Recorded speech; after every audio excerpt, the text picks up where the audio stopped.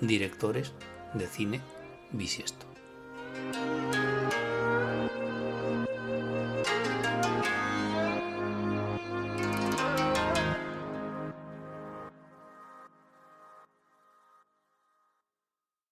¿Escuchas? Lloviendo Cine. London dropped its dignity. Yeah. So has France and Germany. Yeah. All hands are dancing to a raggedy melody full of originality. Sing it, folks.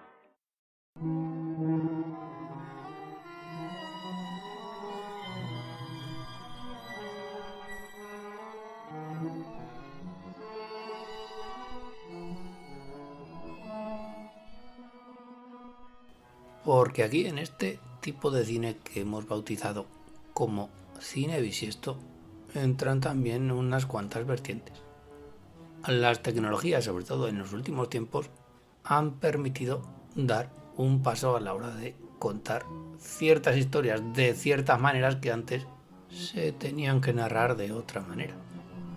Y ya no digamos en los tiempos que corren y que vuelan de hoy.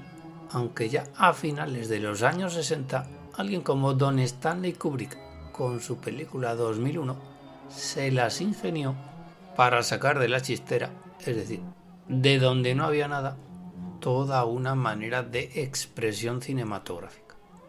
Otros en los años 70 tampoco es que necesitaran en exceso de adelantos técnicos para revolucionar el lenguaje narrativo, como por ejemplo lo hizo Terrence Malick, aunque también podríamos decir que en los últimos tiempos el bueno de Terrence Malick se ha valido en beneficio propio de esos adelantos en El árbol de la vida. Curioso que ya solo por cómo suenan sus apellidos, Kubrick y Malick, sabes que van a anunciar unas maneras de contar cine alejadas del ABC y del sota, caballo y rey. ¿Y qué maneras de hacer cine que se salen de lo normal podemos ver sobre todo en el cine actual? Pues las películas circulares, como por ejemplo las orientales, con ese concepto alternativo del cine y de la vida en general. ¿Cuántas de esas películas tienen como trama central una especie de búsqueda espiritual? Todas esas historias parcas en diálogos muy visuales, se dice, pero al mismo tiempo estáticas, que no estéticas y mucho menos esteticistas.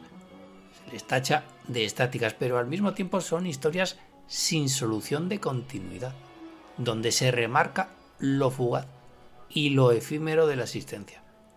¿Qué somos en definitiva? Sino pasajeros e inquilinos de la vida, ahora que estamos entre conflictos y contiendas demenciales e insensatas. Una película como El olor de la papaya verde entraría dentro de esas películas circulares. Y si se me permite, películas tailandesas o malayas, a las que habría que darle una oportunidad de vez en cuando. Reivindicamos y recomendamos este tipo de cinematografías. Os animamos a que rebusquéis y volváis a rebuscar para dar con ellas. Pero no todo va a ser cinematografía exótica y lejana para hablar de este tipo de cine. Aunque podríamos decir, cada vez lo son menos exóticas y menos lejanas. Y poco a poco se vayan introduciendo en nuestro mercado. Decimos, también hay nombres muy reputados y prestigiosos del cine actual, que son los primeros exponentes en este llamado cine bisiesto, cine simétrico, cine en contraposición a la linealidad, cine circular. Nos vamos a encontrar películas capicúa, películas palindrómicas, cuando no simétricas. Y como hemos dicho antes, no son películas conceptuales y experimentales las que podrían venir al programa de hoy de Lloviendo Cine, aunque en realidad algunos de los nombres que van a venir a continuación son de los mejores exponentes existentes en cuanto a conceptualidad y en cuanto a lo experimental. ¿Verdad, señor Christopher Nolan? que ya le daba a esto de jugar con los lenguajes cinematográficos y narrativos en su ópera prima, año 1998. Following, rodada ya no es eso, que sea una película rodada en blanco y negro. Es que es eso, ya nos damos cuenta al ver esta película que teníamos director para rato, en todos los sentidos, porque su siguiente película, Memento, confirmó lo que todos sospechábamos. Ya sabéis, la película que parece que iniciará ese subgénero de cine de contar la historia del revés, desde el final hasta el comienzo de la misma. Pues no. Había una película checoslovaca de finales de los años 60 titulada Final Feliz, dirigida por Oldrich Lipski, y que no solo contaba la historia del revés, desde el final hasta el principio, sino que lo hacía tal cual. Las imágenes estaban rodadas en moviola. Los actores iban hacia atrás, no hacia adelante. Particularidad que la diferencia de películas como Memento. Película, por cierto, Final Feliz, que no solo reivindicamos, evidentemente, y recomendamos en Lloviendo Cine, sino que es de esas películas que al descubrirlas te dan ese pequeño gran alegrón. El séptimo arte es llamado por este nombre con películas como esta checoslovaca del año 1967, Final Feliz. A cada cual lo suyo, señor Nolan, que siguió, por cierto, jugando con las formas, jugando con los límites del entendimiento del espectador en películas que todos ya conocemos, como Origen o Tenet. ¿Dónde está el fondo y dónde está la forma en las películas del señor Nolan? Y el señor Gaspar Noé, tan Gaspar Noé, él, tuvo que dirigir una película en la cual homenajeaba a este subgénero de películas contadas al revés. Y ya lo dice en su título, Irreversible, año 2002, y también contada desde el teórico final hasta el teórico comienzo. Señor Yorgos Lanthimos, no se iba a ir usted de rositas. Que además sabemos que si usted se hubiese enterado de que había un programa de Lloviendo Cine dedicado al cine bisiesto, sería usted el primero que hubiera estado esperando en la puerta para entrar en él. Que sí, que llamó usted ya la atención en su tierra. Que su cine es cine bisiesto por antonomasia. Canino está entre las películas fundadoras de nuestro particular cine bisiesto. A fe que antes de ella y a fe que después de la misma no hacía otra cosa más que especializarse con máster también de iconoclastia a la griega. Por mucho que usted haya elegido posteriormente a don Colin Farrell, a doña Emma Stone o a doña Olivia Colman. Todavía estamos esperando esa obra maestra suya. ¿Y si hablamos de esos directores guionistas que hacen trizas de sus historias? ¿Verdad, Guillermo Arriaga? ¿Verdad, hasta que escribisteis juntos Alejandro González Iñárritu? Para más información, véase 21 gramos o cualquier película del señor Quentin Tarantino, que también estaba usted protestando. También quería salir en nuestro programa. Y hemos hablado de películas palindrómicas.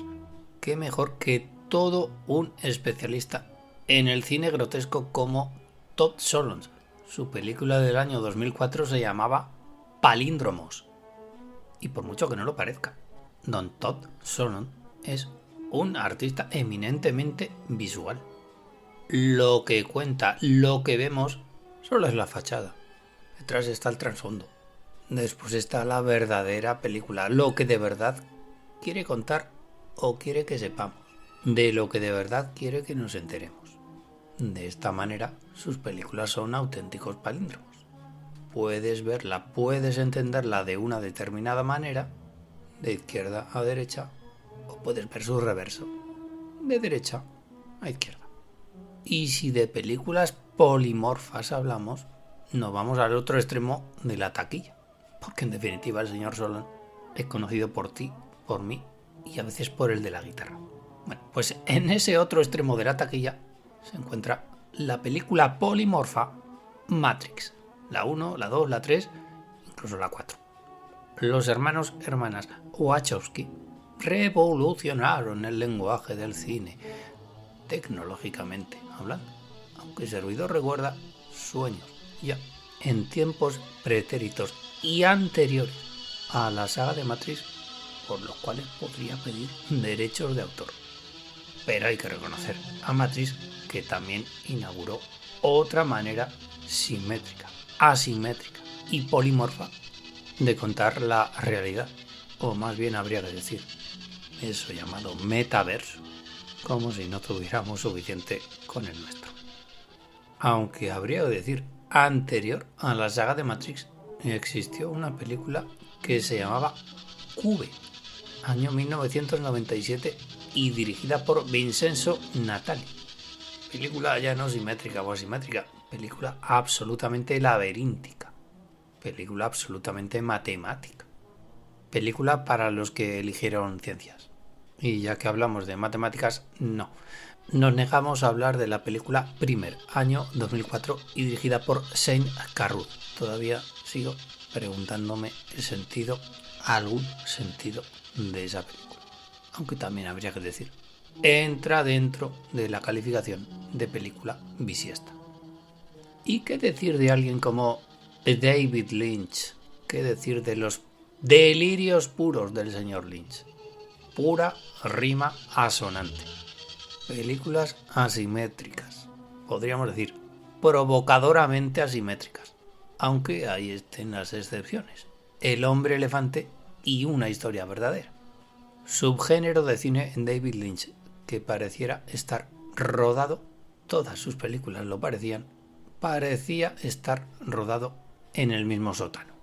Sótano, por supuesto, cuya llave el señor David Lynch se dio la vuelta y tiró hacia atrás. Y cambiando radicalmente de atmósfera.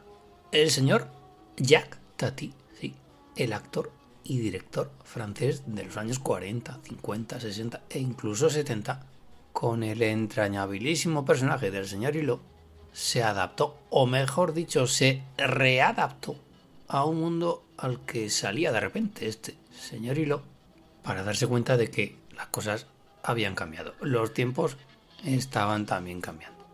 Fruto de esa nueva visión de las cosas, películas como Playtime o Traffic, palabra ausente, película radicalmente también visual.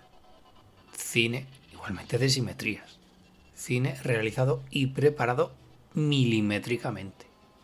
Y en España, ¿tenemos directores a los que podríamos llamar de cine bisiesto? Pues por supuesto que sí.